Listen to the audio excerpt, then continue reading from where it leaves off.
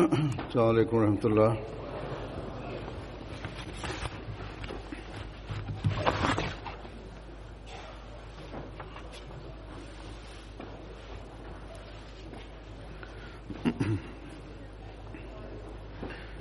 أشهد أن لا إله إلا الله وحده لا شريك له وأشهد أن محمدا عبده ورسوله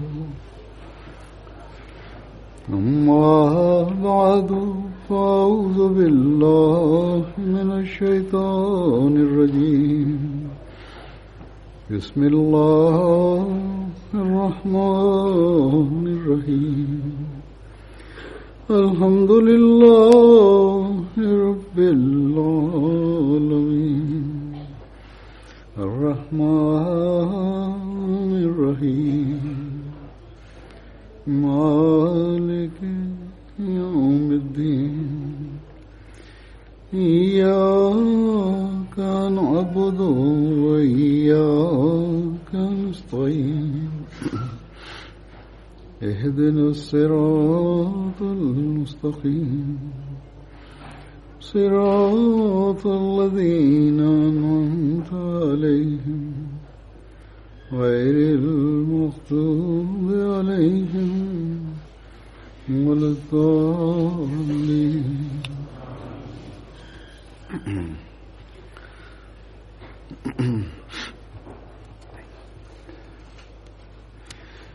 இன்று அல்லாஹ்வின் அருளால் உங்களுடைய ஆண்டு மாநாடு தொடங்குகிறது.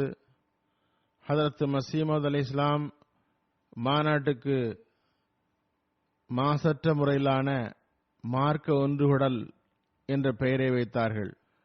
ஆகவே இதில் கலந்து கொள்கிற ஒவ்வொருவரும் நினைவில் கொள்ள வேண்டும், மார்க்க அறிவு ரீதியான ஆன்மீக முன்னேற்றத்திற்காக இன்று நாம் ஒன்று கூடியிருக்கிறோம்.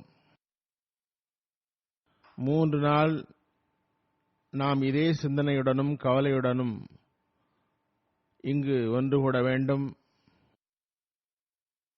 நாம் எவ்வாறு நமது மார்க்க அறிவு மற்றும் ஆன்மீக நிலையை மேம்படுத்துவோம் என்ற எண்ணம் இருக்க வேண்டும்.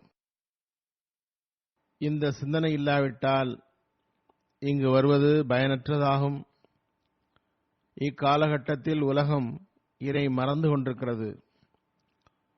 ஒவ்வொரு மார்க்கத்தை சார்ந்தவரும் தமது மார்க்கத்தை விட்டு விலகுகிறார். ஒவ்வொரு வருடமும் அத்தகைய மக்களின் எண்ணிக்கை அதிகமாகிறது. அதிலிருந்து ஒரு பெரும் எண்ணிக்கை இறைவனது இருப்பை மறுப்பதை அறிந்து கொள்ள முடிகிறது. எந்த அளவுக்கென்றால்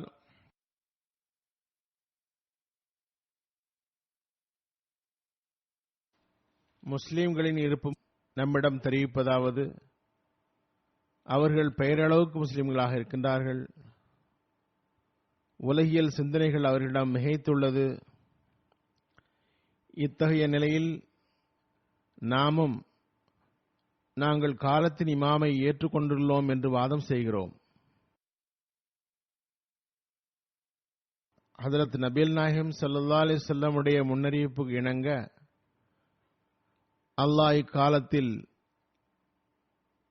மார்க்கத்தை புதுப்பிக்க அன்னாரை அனுப்பினான் என்று நம்புகிறோம். நமது வாக்குறுதியோ நாம் அந்த மஸீஹ் மவ்ஊத் மற்றும் வாக்களிக்கப்பட்ட மஹ்தியின் மிஷனை பூர்த்தி செய்வோம் என்பதாகும். நாம் நமது நிலைமைகளை மேம்படுத்த முயற்சி செய்யவில்லை என்றால் நாம் ஹதரத் மஸீஹ் மவ்ஊத் அலைஹிஸ்ஸலாமுடைய பையத்தில் வந்தது ஒரு வெளிப்படையான அறிவிப்பாகவே இருக்கும், ஜீவனற்றதாகும். நமது பையத் வாக்குறுதி பெயரளவிலானதாகும். அதனை நாம் பூர்த்தி செய்யவில்லை. நாம் இங்கு மாநாட்டிற்கு கூடியது உலகியல் திருவிழாவில் ஒன்று கூடுவது போன்றதாகிவிடும். அல்லது ஒவ்வொரு அஹ்மதிக்கும் இது சிந்திக்க வேண்டியதாகும். ஒரு கவலையுடன் நம்மை பற்றி ஆய்வு செய்வது அவசியமாகும்.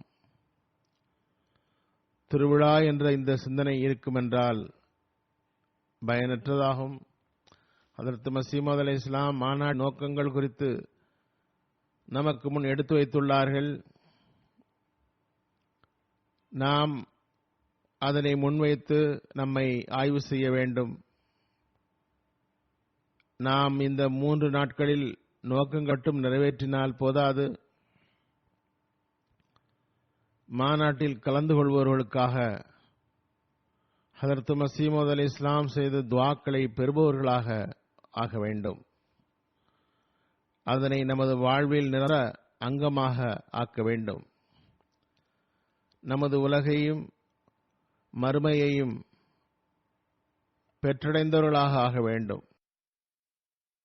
நமது நிலைமைகளை நல்ல செயல்களை செய்வதற்காக முயற்சி செய்தல் மற்றும் அதன்படி அமல் செய்தல் ஆகியவை நமது வருங்கால சந்ததிகளிடமும் நிலைத்திருக்க வேண்டும். மேலும் அவர்களும் இறைவனது அருள்களை பெறுபவர்களாக ஆக வேண்டும். உலகம் இறைவனை விட்டு அகன்று கொண்டிருக்கிறது. இந்நிலையில் நமது சந்ததிகள் இறைவனை நிறுவ வேண்டும். நமது சந்ததிகள் உலகை இறைவன் பக்கம் கொண்டு வர காரணமானவர்களாக இருக்க வேண்டும். ஆகவே நாம் நமது பையத்து உடன்படிக்கையை நிறைவேற்ற வேண்டும். நமது சந்ததிகளை பாதுகாக்க வேண்டும். பிறகு இந்த நோக்கங்களை நாம் கண்முன் நிறுத்த வேண்டும். 3 நாள் மாநாடு நடத்தப்படுகிற வேளையில் இந்த எண்ணத்துடன் கழிக்க வேண்டும். இவ்விஷயம் நமது வாழ்வில் எப்போதுமே இருக்க வேண்டும் என்ற எண்ணம் இருக்க வேண்டும். ஹதரத் மஸீஹ் இஸ்லாம் மாநாட்டின் நோக்கங்களை விளக்கியவாறு கூறுகிறார்கள். மறு உலகம் குறித்த கவலை இருக்க வேண்டும். இதற்காகவே மாநாடு நடத்துகிறது. அவர்கள் இந்த சூழலில் இருந்து தமது மறு உலகை பற்றிய கவலை கொள்ள வேண்டும். இறைவனை பற்றிய பயம் இருக்க வேண்டும். தக்வா அவர்களிடம் உருவாக வேண்டும். மென்மையான உள்ளம் உருவாக வேண்டும். ஒருவருக்கொருவர் அன்பு, சகோதரத்துவம், அர்ப்பணிப்பு உருவாக வேண்டும். எளிமை, பணிவு உருவாக வேண்டும். உண்மையின் மீது நிலைத்து நிற்க வேண்டும். மார்க்கத்திற்கு பணி செய்வதற்காக ஒரு வேகம் ஏற்பட வேண்டும். இதுவே நாம் இங்கு ஒன்று கூடுவதன் நோக்கமாகும்.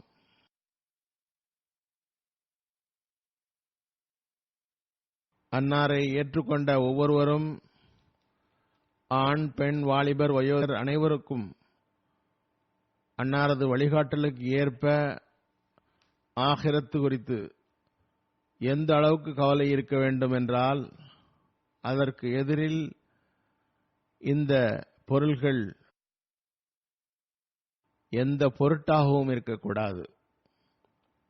இந்த உலகாதாரம் கொண்ட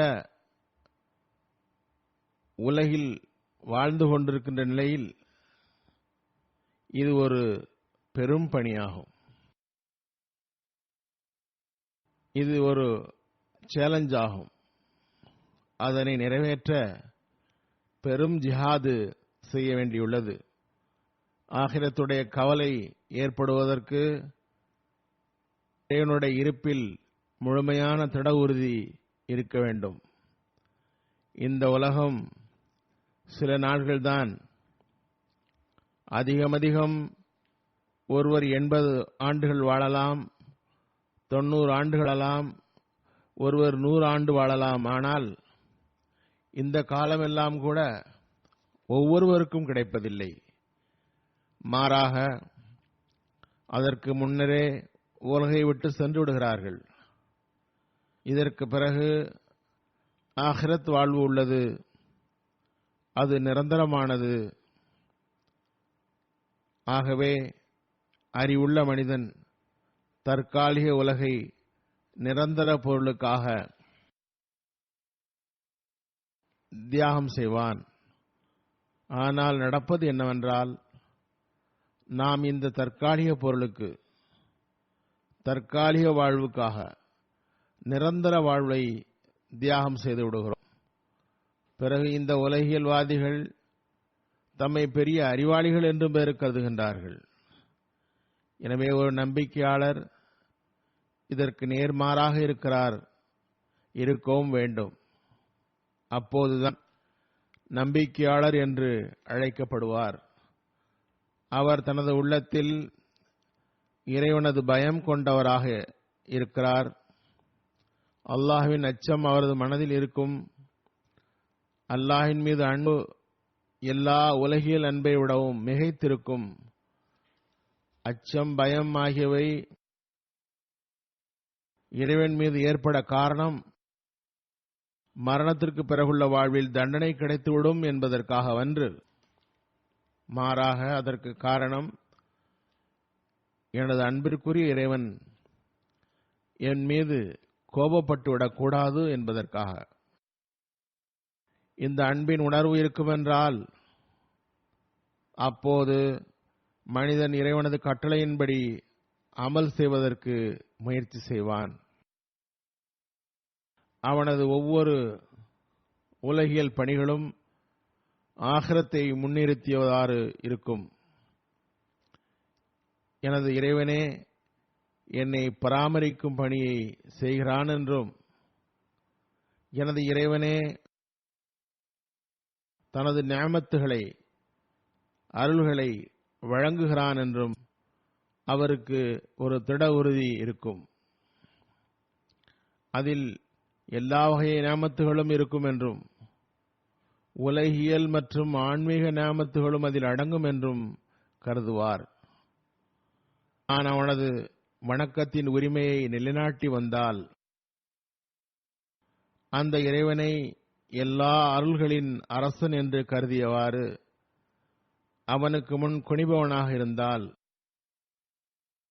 அவனது நிஅமத்துகளில் இருந்து பங்கு பெற்றுக் கொண்டே செல்வேன் இன்ஷா அல்லாஹ். நான் அவன் கூறிய ஏவல் விலக்கல்களுக்கு ஏற்ப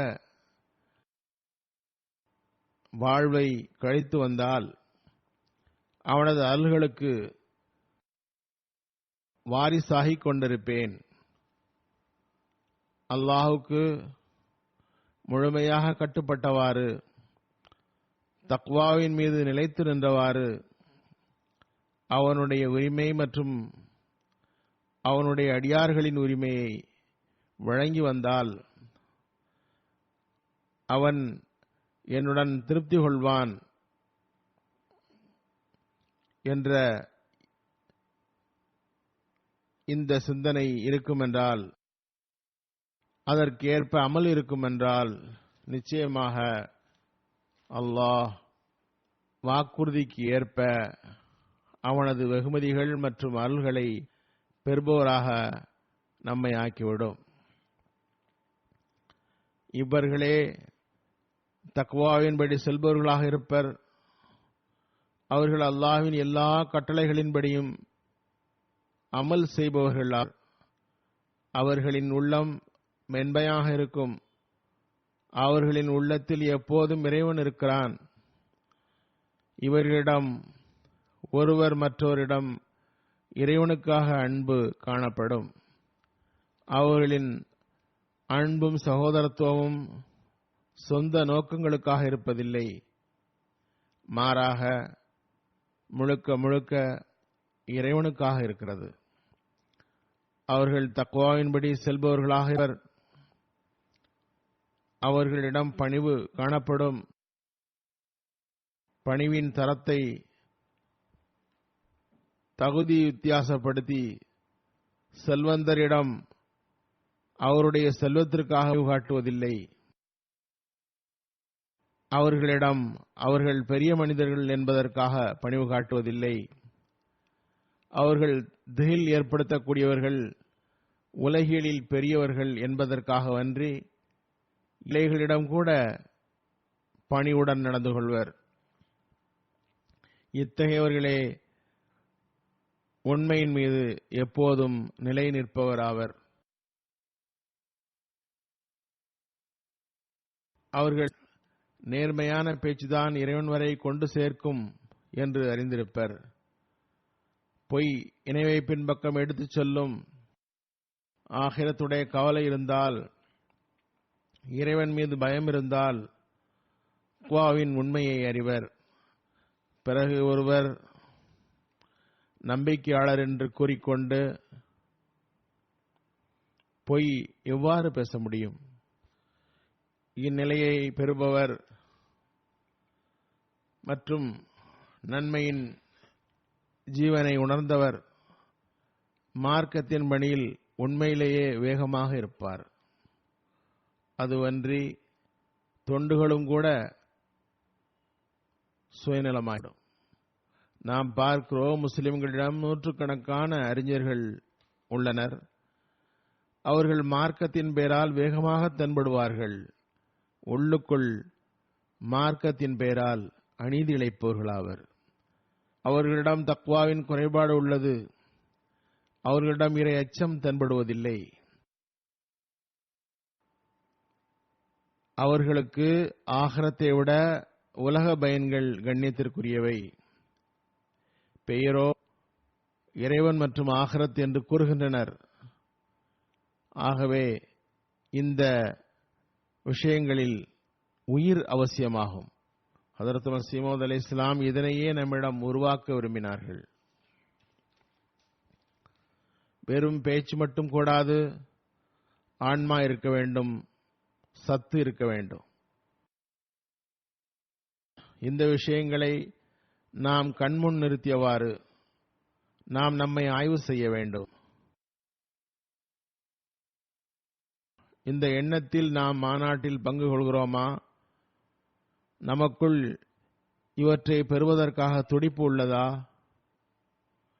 மனித பலகீனத்தின் காரணத்தினால் கடந்த காலத்தில் இவற்றை பெறுவதில் நம்மிடம் தவறுகள் ஏற்பட்டிருந்தால், நாம் வருங்காலத்தில் புதிய உறுதியுடன் அந்த நன்மைகளை உருவாக்கவும் அவற்றை நிலைநாட்டவும் முடிந்தவரை முயற்சி செய்வோம் என்றால், இன்று நாம் உலகை விட ஆகிரத்தை பற்றி சிந்திக்கிறோம் என்று உறுதியெடுக்கிறோம் என்றால், நாம் இறை அச்சம், பயம், அவனது நேசம் ஆகியவற்றிற்கு எல்லாவற்றையும் விட முன்னுரிமை தருகிறோம் என்றால், நாம் தக்வாவின் நுட்பமான வழியில் செல்ல முடிந்தவரை முயற்சி செய்கிறோம் என்றால், நாம் நமது உள்ளத்தில் மற்றவருக்காக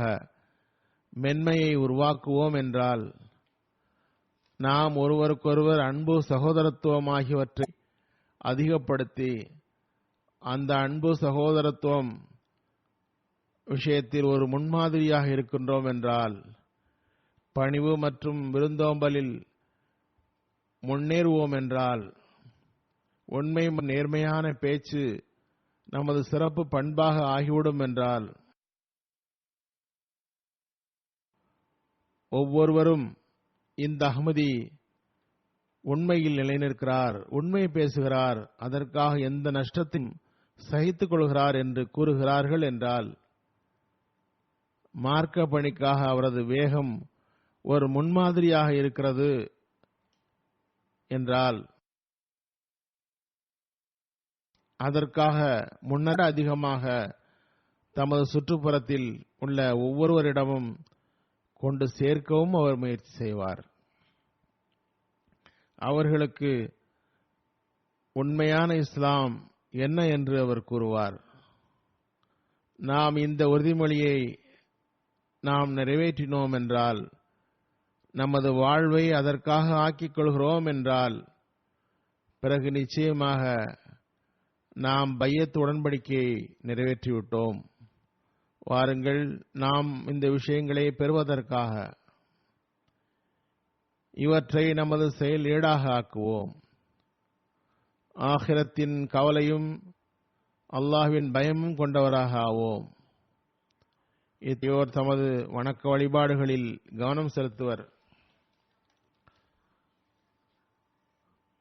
ஒருபுறம் அவர் இறைவன் நமது வாழ்வின் நோக்கமாக எதனை ஆக்கியுள்ளான் என்று பார்க்கிறார். அவன் கூறுகின்றான், ஒமா ஹலக்துல் ஜின்ன வல் இன்ஸ இல்லா லியஅ்புதூன்.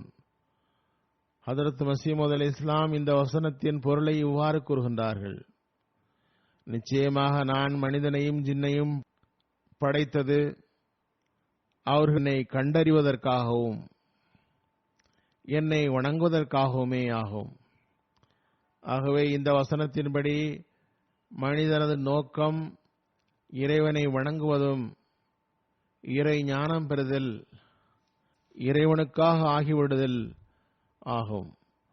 கூறுகின்றார்கள், மனிதனுக்கு இந்த உயர் தகுதி கிடைக்கவில்லை என்பது வெளிப்படை. தனது வாழ்வின் நோக்கத்தை தானே உருவாக்க வேண்டும் என்று நினைத்தான். இது தவறு. காரணம், மனிதன் தான் விரும்பி உலகில் வரவும் இல்லை, விரும்பிய போது போவதும் இல்லை. மாறாக அவன் ஒரு படைக்கப்பட்ட பொருளாவான். அவனை படைத்தவன் எல்லா விலங்குகளையும் விட மேலாக இவனை உருவாக்கியிருக்கின்றான். அவனே இவனது வாழ்விற்கு ஒரு நோக்கத்தை ஏற்படுத்தியுள்ளான்.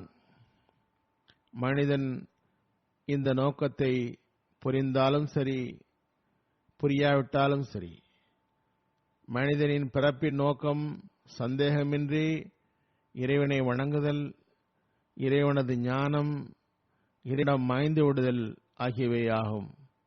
இந்த நோக்கத்தை நிறைவேற்றவே அல்லாஹ் தஆலா நமக்கு வணக்க வழிபாடுகளை செய்யும் முறையை கற்றுத் தந்துள்ளான். அது என்ன? அது தொழுகையை நிலைநாட்டுதலாம். அல்லாஹ் கூறுகின்றான், இன்ன ஸலாத்த கானத் அலல் முஃமினீன கிதாபன் மவ்கூதா. நிச்சயமாக தொழுகை நம்பிக்கை கொண்டவர்களுக்கு நேரம் வரையறுக்கப்பட்ட கடமையாகும். ஹஜ்ரத் மஸீஹ் அலைஹிஸ்ஸலாம் கூறுகின்றார்கள், நான் நேரம் வரையறுக்கப்பட்ட தொழுகை குறித்து மிகவும் கண்ணியம் செய்கிறேன். இந்த விஷயம் எனக்கு மிகவும் பிரியமானதாகும், நேசமிக்கதாகும். குறி நேரத்தில் நிறைவேற்றுவது மிகவும் அவசியமானதாகும்.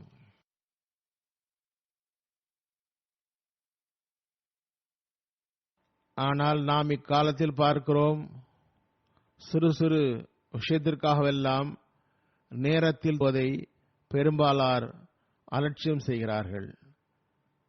குறிப்பிட்ட நேரம் ஒருபுறம் இருக்கட்டும், சிலர் தொழுவதே இல்லை.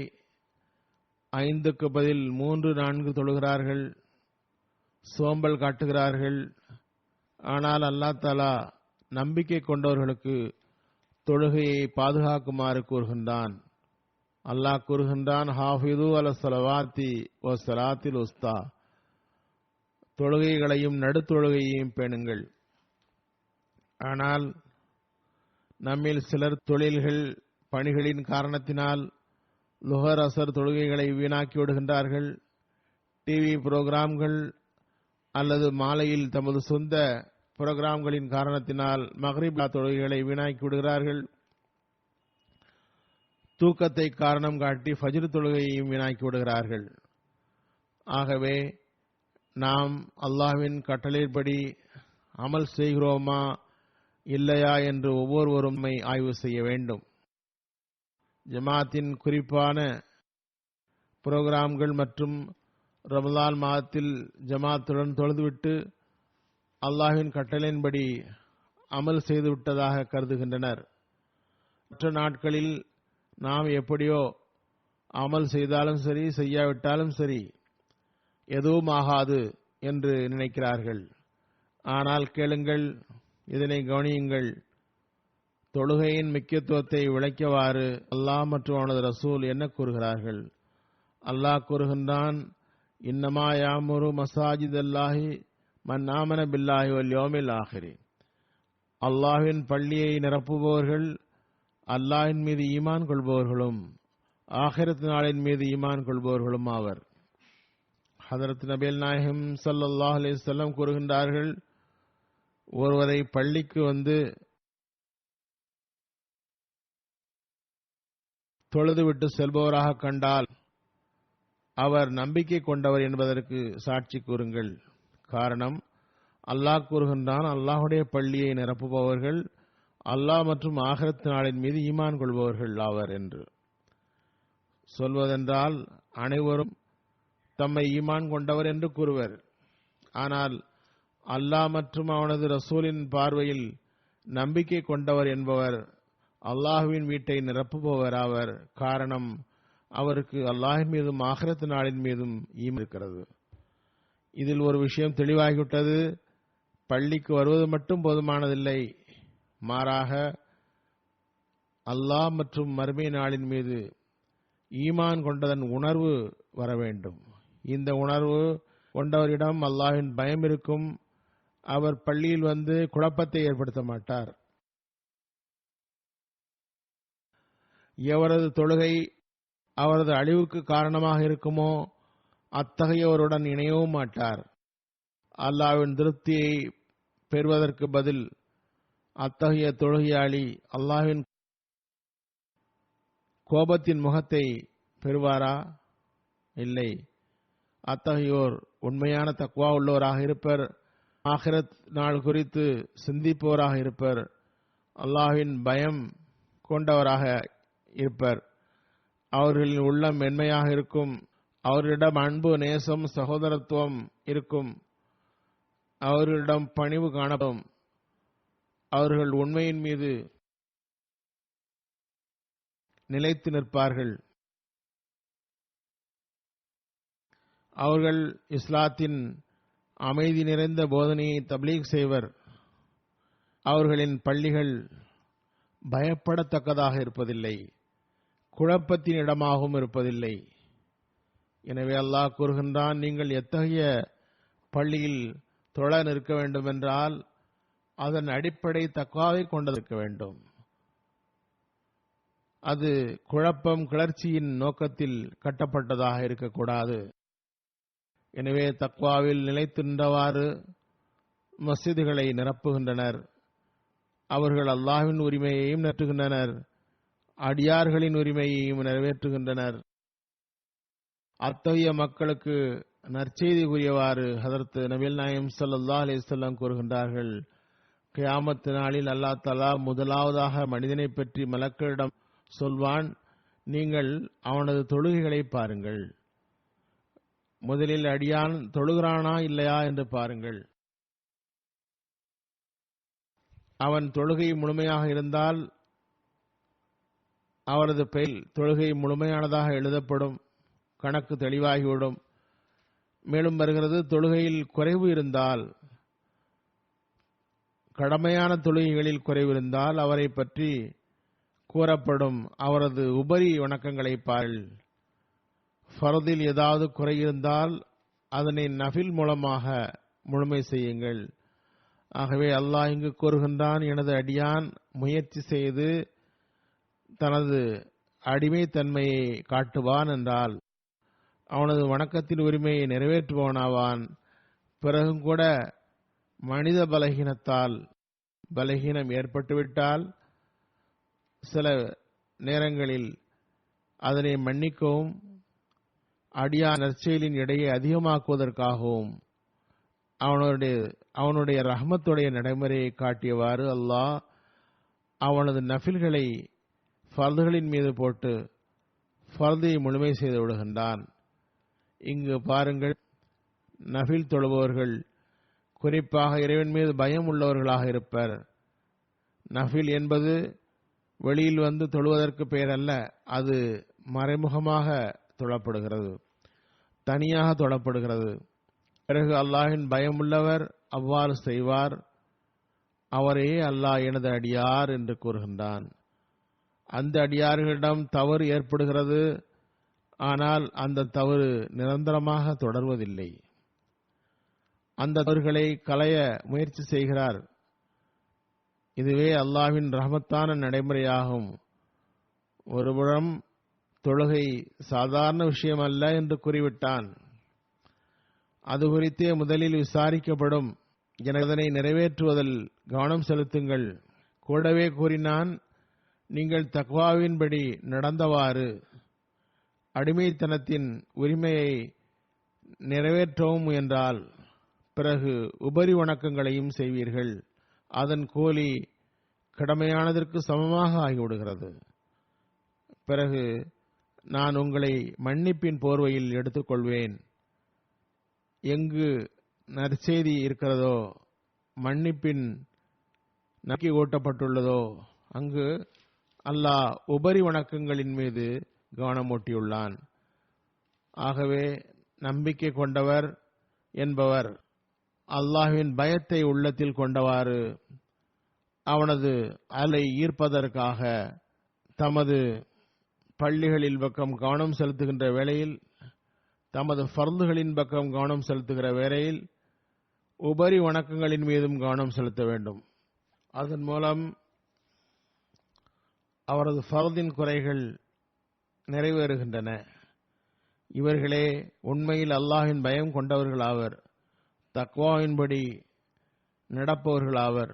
இந்த தக்வாவின் காரணத்தால் தான் மற்ற நன்மைகள் செய்வதன் பக்கமே கவனம் ஏற்படுகிறது.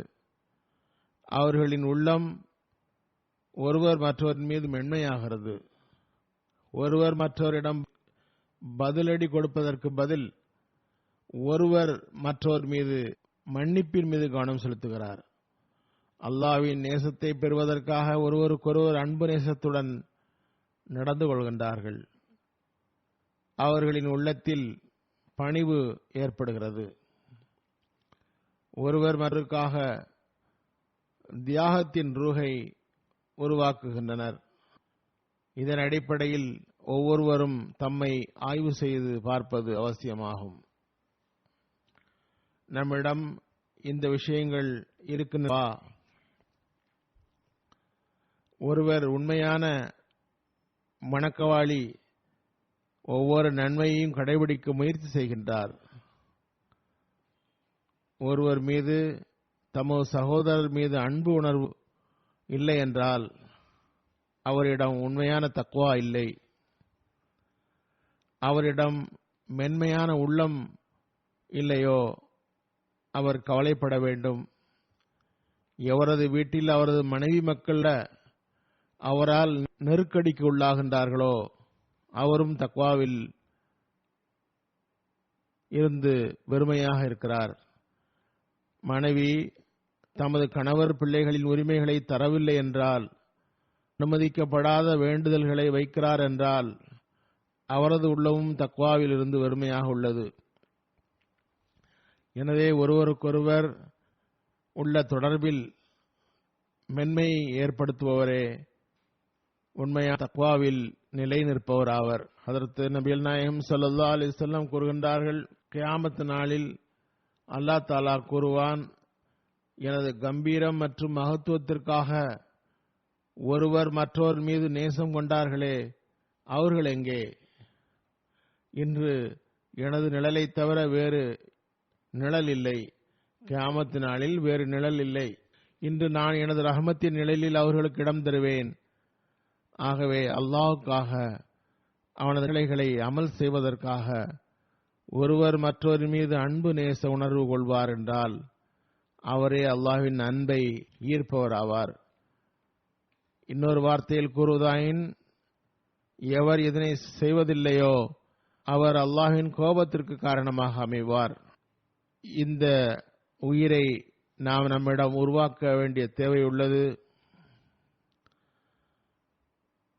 நாம் அன்பு எல்லோருடனும் வெறுப்பு யாருடனும் இல்லை என்று முழக்கம் இடுகிறோம் என்றால் முதலில் அதனை நமது வீட்டிலும் சமூகத்திலும் வெளிப்படுத்துவது அவசியமாகும். அதன் மூலம்தான் உண்மையான முறையில் அந்த தூது செய்தியை கொண்டு சேர்க்க முடியும். பிறகு நாம் சிறிது முயற்சி செய்தால், எந்த ஒரு பெரிய முயற்சியும் செய்யாமலேயே அல்லாஹ்வின் ரஹ்மத்தின் நிழலில் வந்துவிடலாம். ஹஜ்ரத் நபிகள் நாயகம் ஸல்லல்லாஹு அலைஹி வஸல்லம் பல்வேறு சந்தர்ப்பங்களில் சமுதாயத்தில் அமைதி நிம்மதியை நிலைநாட்டுவதற்கும் அன்பு நேசத்தை அதிகமாக்குவதற்காகவும் போதனை செய்திருக்கிறார்கள். இது குறித்து ஓரிடத்தில் கூறுகின்றார்கள், முஸ்லிம்களின் சகோதரர் ஆவர். அவர்கள் தமக்குள் அநீதி இழைக்க மாட்டார்கள், தனியாக விடவும் மாட்டார்கள். ஒருவர் தமது சகோதரரின் விருப்பத்தை நிறைவேற்றினால் அல்லாஹ் அவரது விருப்பத்தை நிறைவேற்றுகின்றான். ஒரு முஸ்லிமின் கஷ்டத்தை அகற்றியவருக்கு அல்லாஹ் கியாமத் நாளில் அவரது ஒரு கஷ்டத்தை குறைக்கிறான்.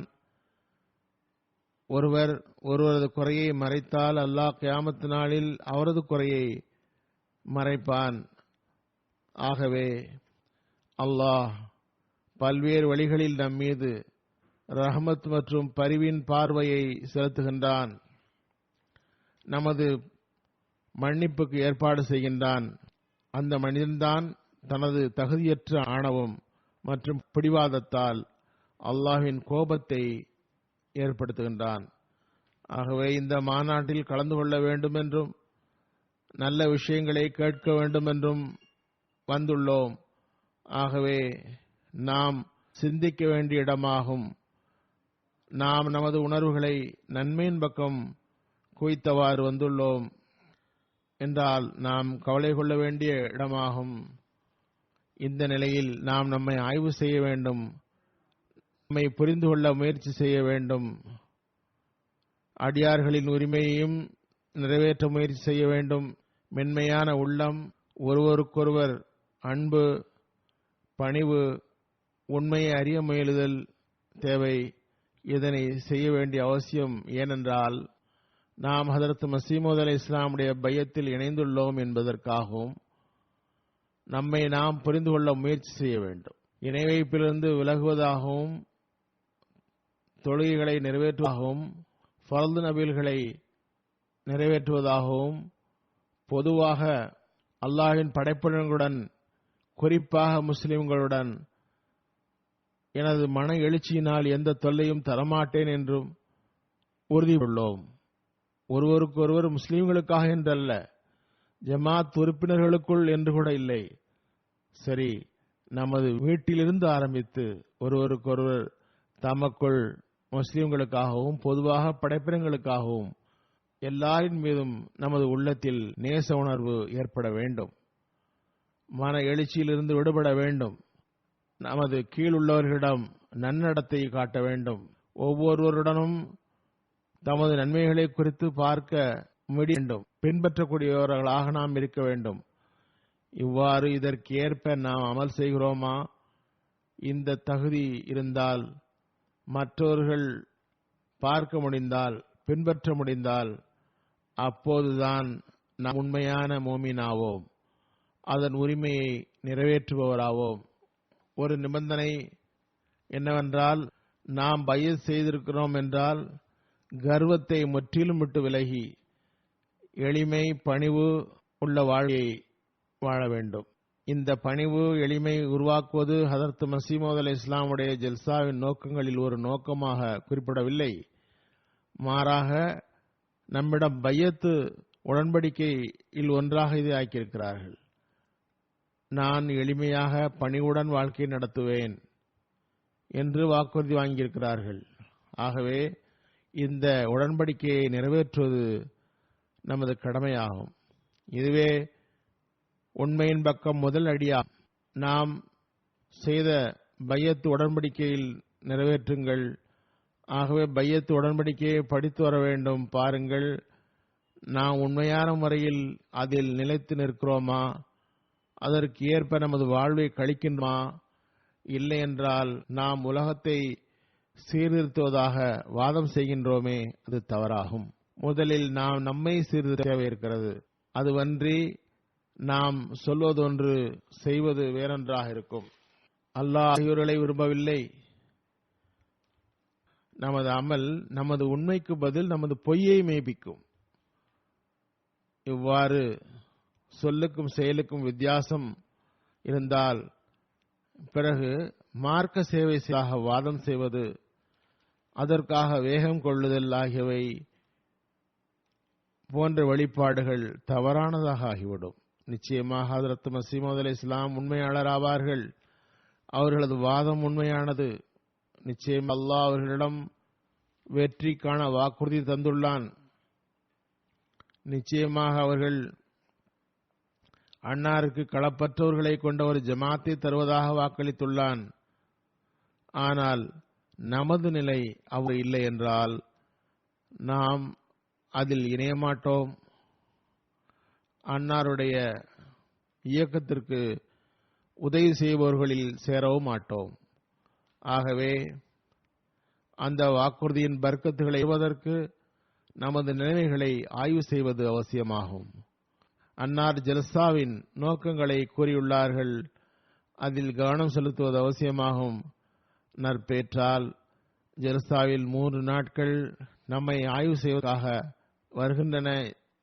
இந்நாட்களில் ஒவ்வொருவரும் தம்மை ஆய்வு செய்ய வேண்டும். அங்கிங்கு பேசிக் கொண்டிருப்பதை விட்டுவிட்டு துவா, இஸ்திக்ஃபார், துரூத் ஆகியவற்றில் கவனம் செலுத்த வேண்டும். அப்போதுதான் நாம் ஜல்சாவில் இருந்து உண்மையான பயன் பெறுபவராவோம். ஹஜ்ரத் மஸீஹ் மவ்ஊத் அலைஹிஸ்ஸலாம் கூறுகின்றார்கள், எனது ஜமாத்தின் எல்லாரும் இந்த போதனையை கவனத்துடன் கேளுங்கள். அவர்கள் இந்த இயக்கத்தில் நுழைந்து என்னுடன் தொடர்பு வைத்திருப்பவர்களின் நோக்கம் நல்ல நடைமுறை, நல்ல செயல்முறை, தக்வாவின் உயர் தகுதிகளை அடைதல் ஆகும். எந்த குழப்பமும் விஷமும் தீய நடைமுறையும் அவர்களிடம் வரக்கூடாது. இது தக்வாவின் தரமாகும். எந்தவிதமான தீமைகளும் அவர்களிடம் இருக்கக்கூடாது கூறினார்கள். அவர் 5 வேளை தொழுகையை நிறைவேற்றுவோராக இருக்க வேண்டும். அவர் பொய் பேசக்கூடாது. எவருக்கும் தமது நாவால் தொல்லை தரக்கூடாது. எந்த வகை தீய செயலையும் செய்யக்கூடாது. எந்த ஒரு விஷமம், அநீதி, குழப்பம், கிளர்ச்சி ஆகிய எண்ணங்கள் கூட உள்ளத்தில் வரக்கூடாது.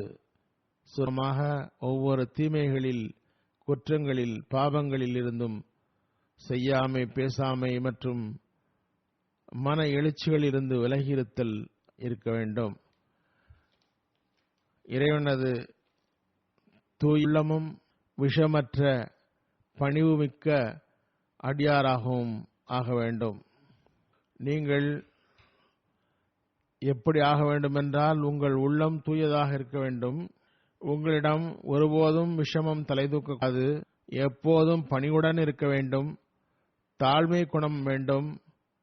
போதையும் விஷமும் ஆன எண்ணம் அவர்களிடம் இருக்கக்கூடாது.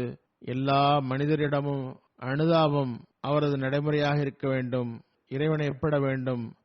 தமது நாவு, கை, உள்ளம் இவற்றை எல்லா அசுத்தமான கிளர்ச்சி ஏற்படுத்துதல் செயல்களில் இருந்தும் நம்பிக்கை துரோகத்திலிருந்தும் விலக வேண்டும். ஐவேளை தொகையை மிகவும் கவனமாக நிறைவேற்ற வேண்டும். அநீதி, வரம்பு மீறல், லஞ்சம், பிறர் உரிமை பறித்தல், நம்பிக்கை துரோகம், ஒருதலை பட்சம் இவற்றிலிருந்து விலகுங்கள்.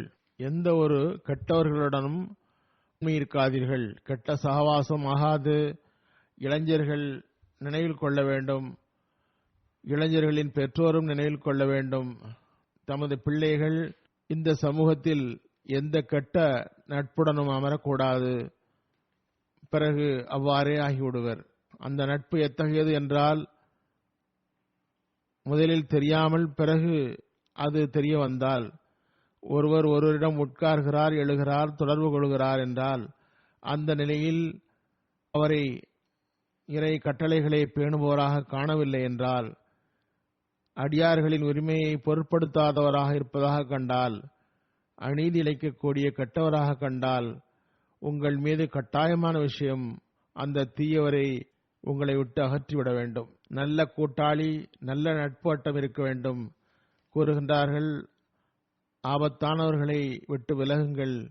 எந்த ஒரு மார்க்கம், சமுதாயம் அல்லது பிரிவு இவற்றிற்கு நஷ்டம் ஏற்படுத்துவதாக இருக்காதீர்கள். எவருக்கும் நஷ்டம் ஏற்படுத்தாதீர்கள். எந்த மார்க்கத்தை சார்ந்தவரா அல்லது சமூகத்தை சார்ந்தவருக்கும் பிரிவினரை சார்ந்தவராக இருக்கட்டும் நஷ்டத்தை ஏற்படுத்தக்கூடாது. ஒவ்வொருவருக்காகவும் உண்மையான போதகராக இருங்கள். போதனை செய்தால் உண்மையான போதனை செய்பவரை போன்று இருக்க வேண்டும். உங்கள் சொல்லும் செயலும் உங்கள் போதனைகளின் தாக்கத்தை ஏற்படுத்துவதாக வேண்டும். எந்த வகை ஒருதலை பட்சமும் இருக்கக்கூடாது. விஷமிகள், தீயவர்கள், கிளர்ச்சியாளர்கள், தீய நடவடிக்கை உள்ளவர்கள் ஆகியவர்களின் சபைகளுக்கு செல்லாதீர்கள். அவர்களின் வீடுகளில் இருக்காதீர்கள். ஏதாவது ஒரு நேரத்தில் நீங்களும் தடுமாற காரணமாக அமையலாம். எனது ஜமாத்தில் ஒவ்வொருவரும் இந்த போதனைகளை நடைமுறைப்படுத்துங்கள். உங்கள் சபைகளில் கெட்ட செயலும் கேலியும் நையாடும் ஆன பேச்சுகள் இருக்கக்கூடாது. நல்ல உள்ளம், தூய இயல்பு, தூய எண்ணத்துடன் பூமியில் வாழுங்கள். எவர் மீதும் அனுமதிக்கப்படாத முறையில் தாக்குதல் தொடுக்காதீர்கள். மன எழுச்சிகளை அடக்கி வையுங்கள். மார்க்க உரையாடலாக இருப்பினும் மென்மையாக வார்த்தைகளில் கண்ணியமான முறையில் உரையாடுங்கள். ஒருவர் அறிவீனமாக நடந்தால் சலாம் என்று கூறி அந்த சபையிலிருந்து வெளியேறுங்கள். உங்களை எல்லாவற்றிற்கும் நன்மையையும் வெளிப்படுத்தக்கூடிய ஒரு முன்மாதிரியாக இறைவன் ஆக்க விரும்புகிறான். நீங்கள் எச்சரிக்கையாக இருங்கள். தூய நல்ல உள்ளமும் எளிமையும் நம்பத்தக்கவருமாக இருங்கள். நீங்கள் ஐவேளை தொழுகை மற்றும் நல்லொழுக்க மூலம் அறியப்படுவோராக இருக்க வேண்டும். உங்களை கண்டறிய இதுவே அடையாளமாக இருக்க வேண்டும். நீங்கள் ஐவேளை தொழுபவராகவும் நல்ல ஒழுக்கம் கொண்டவராகவும் இருக்க வேண்டும். இவை உங்களிடம் உருவாகினால் நீங்கள் பையத் உரிமையை நிறைவேற்றியவராவீர்கள் கூறினார்கள். இதில் தீமையின் விதை இருந்தால் அவர் இந்த போதனையின்படி அமல் செய்ய இயலாது. நான் செய்கின்ற இந்த போதனையை தீய விதையை கொண்டவர் பின்பற்ற முடியாது. அல்லாஹ் நம் அனைவருக்கும் ஹஸரத் சீமோத் அலைஹிஸ்ஸலாமுடைய பையத்தை நிறைவேற்ற வாய்ப்பு தருவானாக. அவர்களின் போதனைகளையும் எதிர்பார்ப்புகளையும் நிறைவேற்றுவோமாக. ஜில்சாவில் இருந்து முடிந்தவரை அதிகம் பயன்பெற்று நம்முடைய மார்க்க ஆன்மீக அறிவு நிலைமைகளை சீர்படுத்துவோமாக. அந்த நன்மைகள் நம்மிடம் நிரந்தரமாக நிலைத்திருக்கட்டுமா.